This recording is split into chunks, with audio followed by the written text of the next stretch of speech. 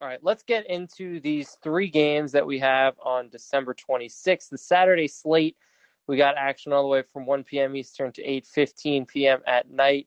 Starting us off is the Tampa Bay Buccaneers taking on the Detroit Lions.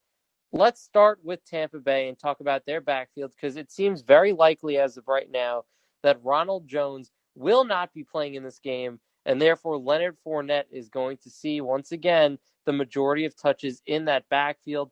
Last week he had 2 touchdowns against the Lions. It wouldn't shock me in the slightest if he did it again. Right now in my running back rankings, I have him at 13. It's a bit high for me. I like Leonard Fournette this week. I think he's going to be the bell cow. I have him at here. Let me pull up my notes here. I have him at 15. Lower. I have him in the 20s. I have him at 20 exactly. Actually, right on the dot. Right. How do you have him beneath JD? How do you have him at 20? The Lions are statistically the worst ranked defense against fantasy running backs this season. Last week, he saw 14 carries for 49 yards and 2 touchdowns. He saw 5 targets, caught 3 of them for 16 yards. He was the guy there, and he finished as the RB11 in PPR. Yeah, no, I think that's understandable. The Falcons defense that's ranked 5th against running backs in fantasy. That's a tough running back defense. Now he gets the easiest one. Come on, he's a top 15 option, 100%. He finishes at 11, but that's also him getting in the end zone a couple of times. And you don't expect a tough defense. And you don't expect that to happen this week? I think the chances of him getting into the end zone this week are extraordinarily high if Ronald Jones is out. And if he gets, that's 17 total touches, at least 17 touches against this Lions defense, he's going to be more productive. He's going to have the touchdowns. He's going to have a great week if he gets the main carries. And he will. I fully expect him to. Yeah, I agree with that, but you're also okay. So this is why I have him a little bit lower. So he was at 11 last week. He had a great game last week, getting in the end zone twice. LaShawn McCoy is going to be more of the receiving back there than Leonard Fournette is. He saw 5 targets. I'm aware, but LaShawn McCoy has also been, admittedly, out of shape every once in a while here coming into these games. As he gets more into that offense, as they start playing him a little bit more, he will be more in shape. He had 3 catches for 32 yards last week. I know Fournette had 5 targets, but still I expect that number to decrease a little bit. Detroit's an easy defense. I'll give you that. But overall, it's not like Fournette was world-beating on the ground. He averaged 3.5 yards per carry and 14 defense. carries. He faced the Falcons' tough defense. He now goes against the easiest defense for running backs in the league. Yeah, and I think that justifies RB2 status. I don't think it justifies running a top running back, top 10, top 15 status at this point. I don't see him being I need an argument here because I'm not hearing one. Yeah, and my argument is I think overall he's a very touchdown-dependent running back, and a touchdown-dependent running back is not a running back one. But I'm not seeing an argument. He saw more targets than any running back on the team. LaShawn McCoy didn't even have a rush attempt last week. There is no competition for him. McCoy is not competition for him to get touches, and he's going against the Lions' defense. He is a top 15 option. Can you please name guys you have ahead of him? Guys I have ahead of him. Let me pull them up really quickly. So guys I have ahead of him, I would go with J.D. McKissic ahead of him. No way. What? Yes. With Antonio Gibson playing? I'm assuming that Antonio Gibson's not playing. If Antonio Gibson's playing, I don't go J.D. McKissic. I think Leonard Fournette is better than him. Okay. But, yeah. I also have, let me take a look here, Le'Veon Bell I have ahead of Leonard Fournette. I don't think you can have Bell ahead of Fournette. The Chiefs do not throw the ball to the running back position. Bell is an elite running back. He really is. He has been throughout his career.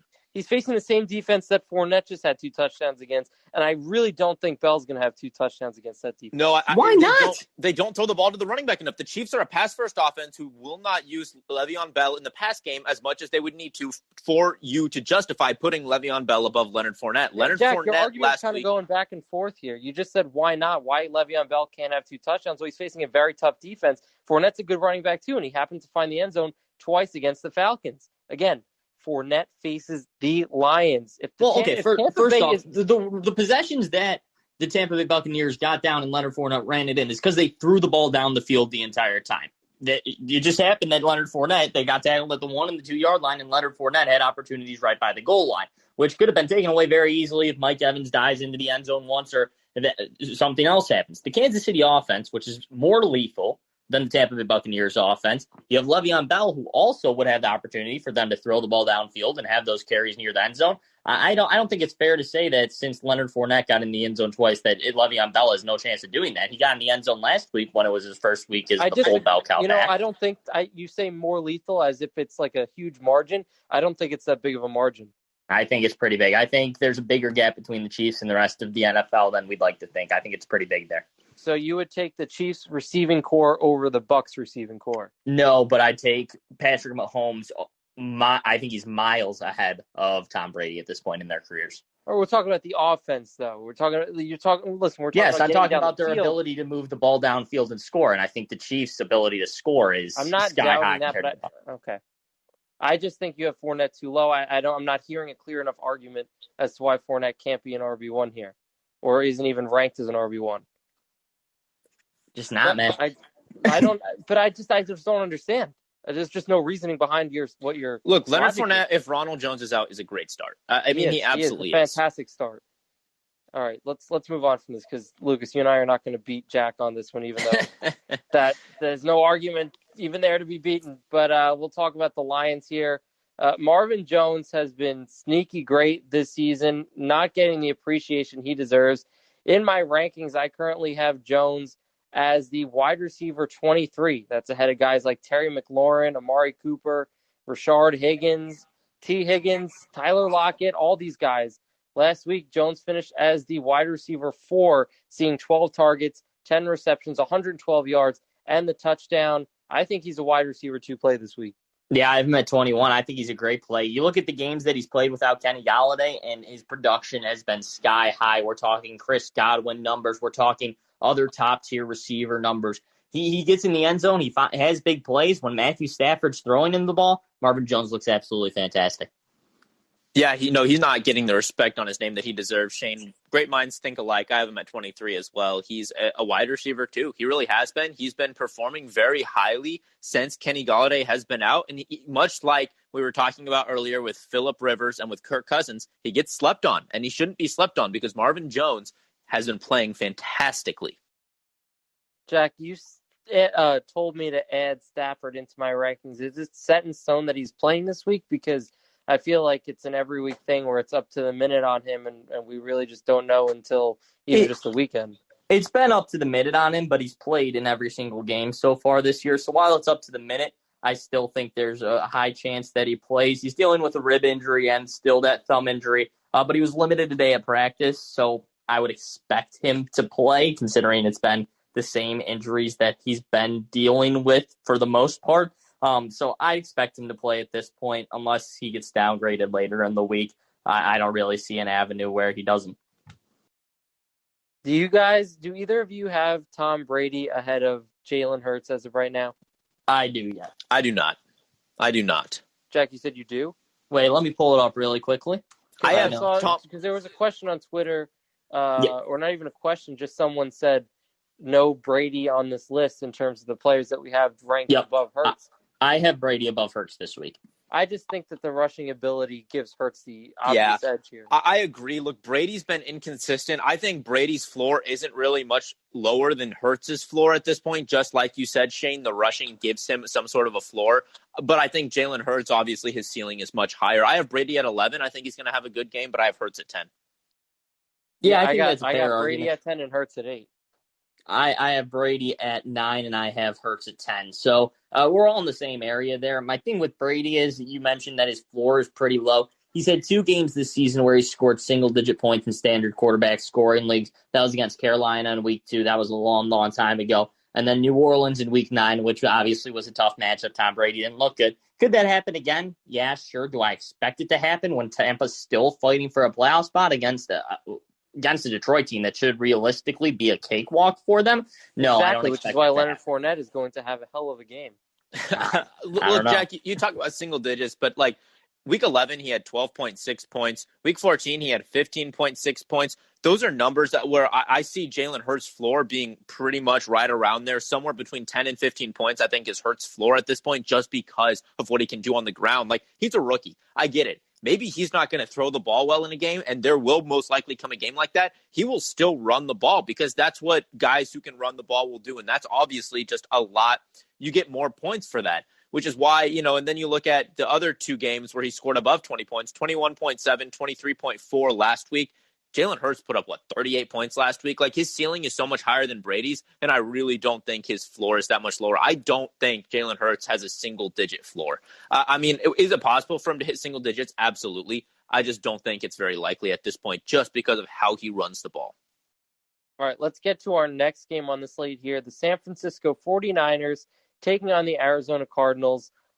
Nick Mullins is not going to be playing this game. He's out for the year. They think he's going to have Tommy John surgery, so CJ Beathard will be starting this one, as I don't know if Josh Rosen is starting. I know they signed him to a deal. I don't think that Rosen would be starting this game, so I expect CJ Beathard to be playing. I think the big question here that we're seeing a lot is George Kittle playing. Right now, it seems like he is on track to play, that he will most likely play. I currently have Kittle as the tight end 5 in my rankings. If it's a clear indication that he won't be limited, that he's 100% good to go, I will move him up into that top 3. Right now, the only tight ends I have ahead of him are Travis Kelce, Darren Waller, Mark Andrews, and Logan Thomas. But Kittle is a wide receiver 1 when he's on the field and fully healthy, and he could easily have another fantastic week this week if he's back. Yeah, I have Kittle at 3 already. I'm assuming that he won't be limited if he plays. If he's not limited, he's 3, right below Travis Kelce and Darren Waller at this point, and I can see a very solid case for him to even be put above Darren Waller still at this point, just because of how good George Kittle is and how much of a wasteland that tight end position is. George Kittle, if he plays, is a guy who will obviously be going in your lineups, even if he's limited. I think that even if he's gonna be on a snap count, he's still going to be a tight end 1. Yeah, I think that's fine. I have him at 6 right now. Same thing, just waiting for clarity on him. I have Tanyan ahead of him too, actually. Tanyan and Hockenson are 2 guys that I have over him. Hockenson had a down week last week, but overall he's been pretty good as well. And then Tanyan, I like Tanyan a lot. I mean, he's the touchdown leader at the tight end position, so you got to like both. Where do you guys have Jeff Wilson Jr. in your rankings? Because Mostert's done for the year. Jeff Wilson Jr., when given the chance, especially with those double-digit carries, has produced touchdowns in the games over the past few weeks that he's played in. I currently have him at 24, so right on the end of that cutoff for RB2. But that I think I'm going to be moving him up. Yeah, I have him at 17. I'm at 24 too, Shane. So if that... Look, you look at... Sorry, I was just going to jump in. I have him at 24 too, Shane, if that provides any... metric for where everybody else is looking. I think he's right there too. Look, Jeff Wilson Jr., if you look at last week, put up 12 points, and he really had maybe 1 carry before midway through the third quarter when Raheem Mostert went down. From there on, 16 carries, 60 yards, and a touchdown for 12 fantasy points. I mean, look, I've said it, I think, every single week of the season. The 49ers are going to have an effective run game. Someone in that backfield is going to produce. The issue is, most of the year, it's been very difficult to predict who that's going to be. At this point, I think it's a pretty easy prediction that it will be Jeff Wilson Jr. who will get the majority of the carries there. So I like Jeff Wilson Jr. a lot this week. I think he's very much a mid-tier to top-tier RB2. Yeah, can't argue that. I'm looking at the names I have above him right now. Mike Davis, who we've seen disappoint very recently. Kareem Hunt, who didn't do too much last week. David Johnson, Melvin Gordon, some of those guys I still might trust a little bit above him because Melvin Gordon's honestly been on fire as of late, and David Johnson had the 11 receptions last week. So it'll be a toss-up. I think you can make the case for inside the top 20 for Jeff Wilson Jr. for sure. I think you can also make the case that Brandon Ayuk is now a top 10 wide receiver, and I currently have him at 8, and I am so happy to see that. The guy's amazing, honestly. I love watching 49ers games just to see him. I have him at 9, and I just advise someone to start Brandon Ayuk over Julio Jones. So if that tells you... I advise someone to start Brandon Ayuk over Keenan Allen. Yep. I wouldn't. I don't know if I'd go that far. Depends on if Why? Keenan Allen's I don't trust Keenan Allen's health now. It depends on if Keenan Allen's on a snap count or not. If he's limited, absolutely. If he's not limited, I don't know if I'd go that far. But they're very close. Is it going that far, though? I mean, honestly, look at the numbers. I don't. I'll say I don't hate it. You can't hate it. You're right. The numbers for Ayuk are ridiculous. I have him at 9, and there's a reason I have him at 9. A healthy Keenan Allen I have at 6. a limited Keenan Allen, a game time decision Keenan Allen, I'm going to have lower than Ayuk. Absolutely. I definitely think there's the argument to be made, and there may reach a point in which Allen falls below Ayuk in my rankings if he gets to that game time decision or limited snap count. The limited snap count thing comes out about him. So if that happens, he'll be below Ayuk. But as of right now, I still have Allen above Ayuk. A combined 29 targets in the past 2 games for Ayuk. That's insane. That is out of this world. He's going to produce if he gets that many targets. It doesn't matter who's throwing him the ball. So even if it's CJ Beathard, if it's Josh Rosen, whoever they throw in there, if they're running that many plays for Ayuk and he's getting open that often and they feel comfortable throwing the ball to him that often, he's going to be a fantasy stud. So, yeah, 100% Ayuk needs to be in your lineup. Let's talk now about the Arizona Cardinals and their run game last week. Kenyon Drake didn't do much. It was Chase Edmonds who saw a majority of the carries there. I'm a little surprised. I'm going to be honest. I thought we were finally heading in the direction that Kenyon Drake was the guy. Kenyon Drake was going to get the carries. This past week, we saw Edmonds, 11 carries, 47 yards, 5 targets, 3 receptions for 19 yards in the touchdown. Then you look at Kenyon Drake, he only has 10 carries for 26 yards, 2 targets, 2 receptions for 14 yards, played only 50% of the snaps.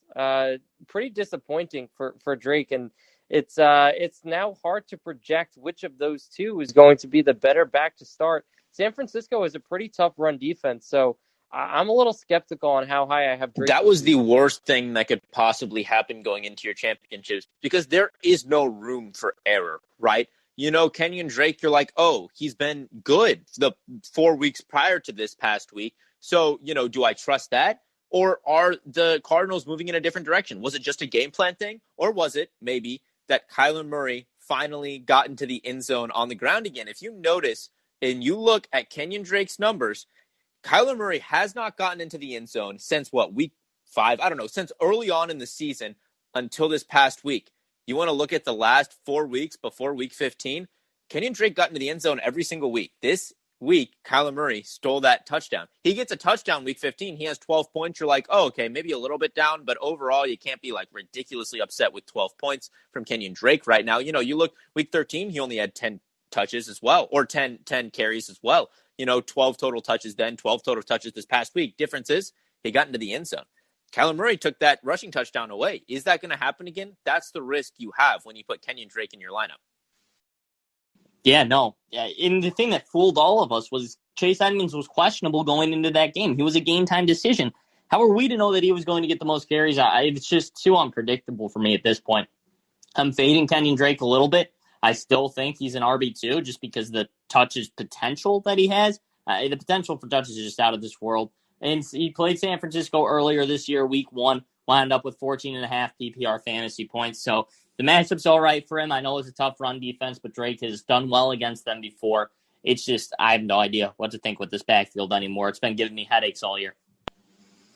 I think what we can say with confidence is that Kyler Murray is a start this week over Jalen Hurts. I feel like I've said Jalen Hurts like 100 times today at the very least, but I have to because I know some people are going to start Jalen Hurts over Kyler Murray, and I really don't think that's the right move. I have Murray at 3 this week. He put up 33 points last week, and he's put up the Jalen Hurts numbers. What, did Jalen Hurts put up 38 points this past week? If not 38, it was like almost 40. Well, exactly. Kyler Murray's put up 38 points 2 other times this season, and he put up 33 again last week. He's running the ball again, guys. Kyler Murray, I have him at 3. I mean, Kyler Murray's a top 3 quarterback, a top 5 quarterback, no question. I mean, I watched an exchange on Twitter where someone said, really? Start Kyler Murray even with the matchup over Hurts? And someone said, nah, go with Hurts. And then they were like, okay. I don't understand. Terrible decision. I don't understand. Doesn't make sense. I like Murray. I don't have much to say here because I agree with everything you guys just said. Murray's been consistently awesome. He carries the ball a lot. He throws the ball a lot. Not much you can say about him. He's a starter week to week. All right, let's get to this last Saturday game here. The Dolphins taking on the Raiders.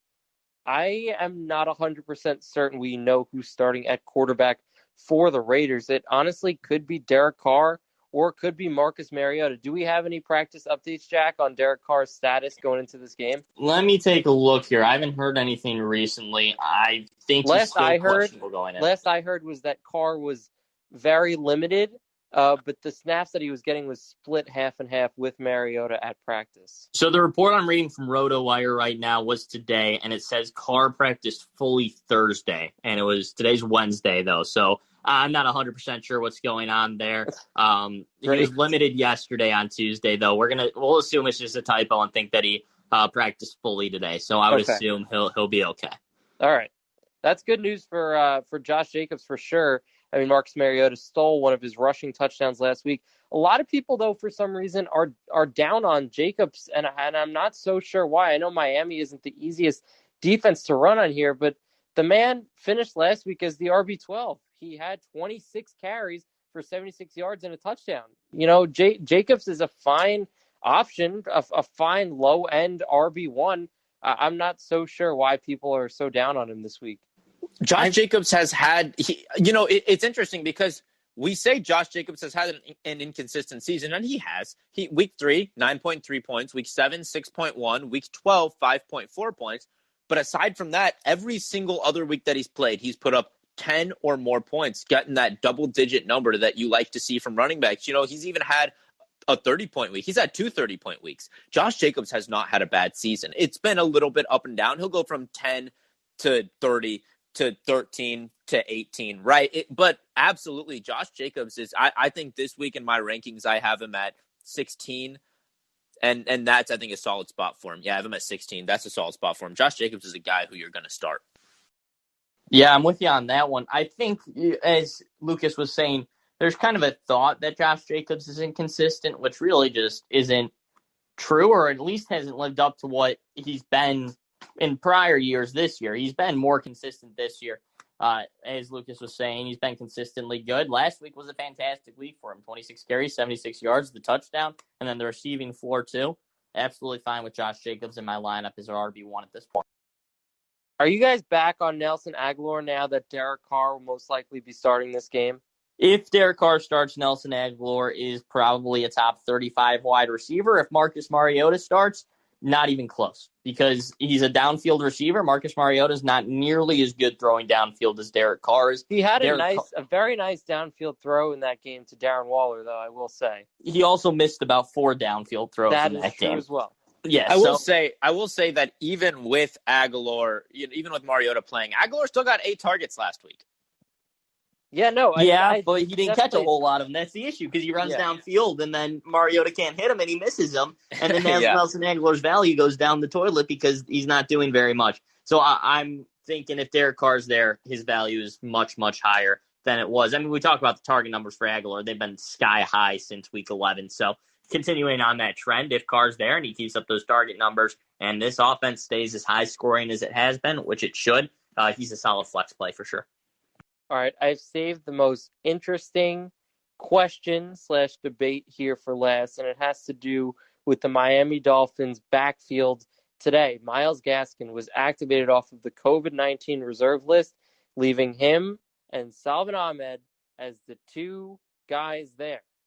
The question is, which of them is going to see the majority of the carries? And if it's not one of them, are they both startable if it's a split? If Gaskin plays, it's going to be him. I mean, I can't guarantee that. I'm sorry. The Dolphins all season have just stuck with one running back whenever they can. Even when Myles Gaskin went down, they went to Salvon Ahmed. When both have played, both have produced as the fullbacks. And I think that if Gaskin comes back, he's going to be the starting running back there again and get the majority of the touches.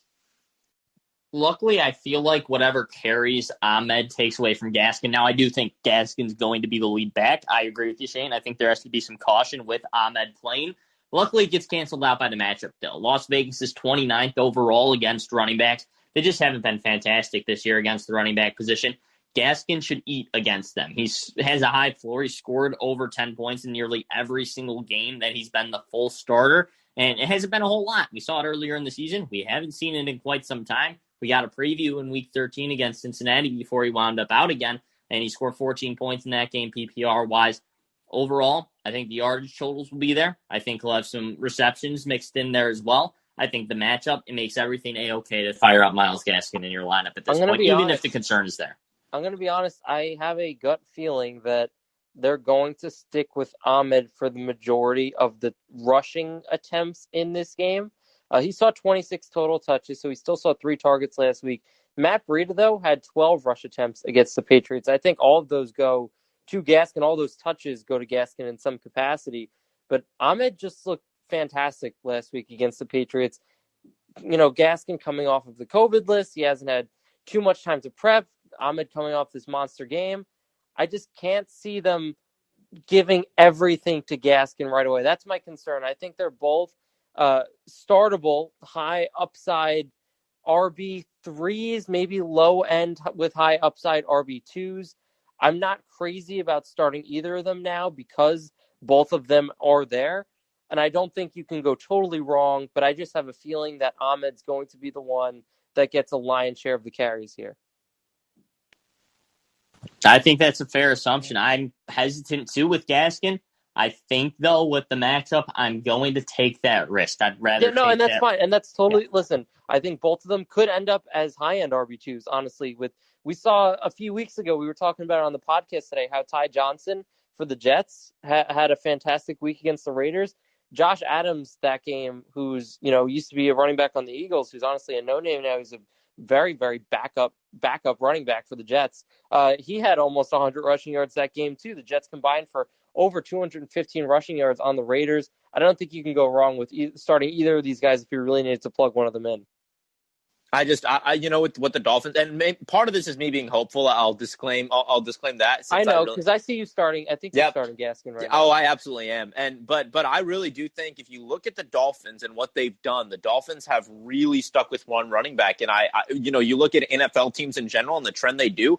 Maybe it makes more sense for Ahmed to get the majority of carries. NFL teams don't make a lot of sense the majority of the time. You see Ronald Jones fumble the one game where he also had like 180 rushing yards. Like early in the game, they have Leonard Fournette there who's good. They still turn back to Ronald Jones and he goes off. NFL teams don't make sense.